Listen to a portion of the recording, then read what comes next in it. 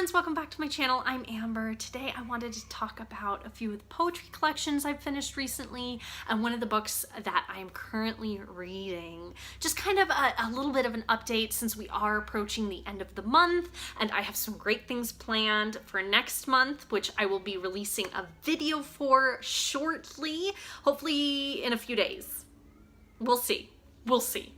All right, so I did want to tell you about the two books I got for Mother's Day. It's Sunfish and Goddess of the Hunt by Shelby Eileen. Now, I had my eye on these a few weeks ago and I had told my husband about it. Just like in one of those passing, like, hey, I'm really interested in these. I found these, like, I'm super excited. I'm gonna see if the library has them. Library didn't have them. I was like, okay, cool. Like, I'll come back to them. I'll see, you know, if I can, find them online for not too expensive or see how much they are, and then I kind of forgot about it, and then Mother's Day rolled around and my husband was like, happy Mother's Day, and he gave me a package, and this was it, and I was so excited. And I've really enjoyed these two collections. Now let me start with Sunfish, which I just finished today, and I've been reading this over the last week, and this is about Shelby's relationship with her mom and her dad and her grandmother and grandfather who have passed.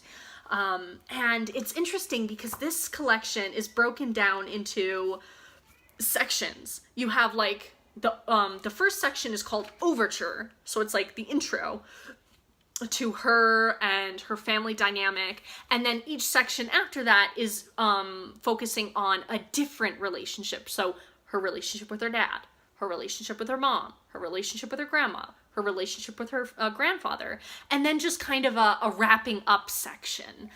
And I found that really, really cool. And a lot of what she said I found very honest and very beautiful and very well put. The only problem I had with this was format. There were a few instances where I couldn't tell where one poem ended and another poem began, largely because this does not have titles. So the poems don't exactly have titles. Like I said, it's just a section. And so that was interesting. I really enjoyed it though. And then her other collection, Goddess of the Hunt, was fantastic. I look forward to reading this again. And it looks at Artemis, the goddess of hunting, and her perspective as an aro ace person, meaning aromantic, asexual.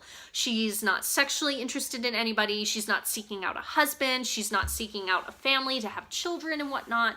And I found this very healing for me because I come from a background, a religious background that kind of idolizes marriage and family, that kind of puts it as, you know, the only worthwhile thing you'll ever do in your life. And so to see Artemis and to have such a strong voice where she, you know, voices her concern with how people, kind of attack her for being the way she is, and her looking at her relationship with nature and her bonds and her relationships that don't revolve around romance, that don't revolve around sex, and how whole and complete of a person she is without, you know, a family or a suitor or, you know, all those other things.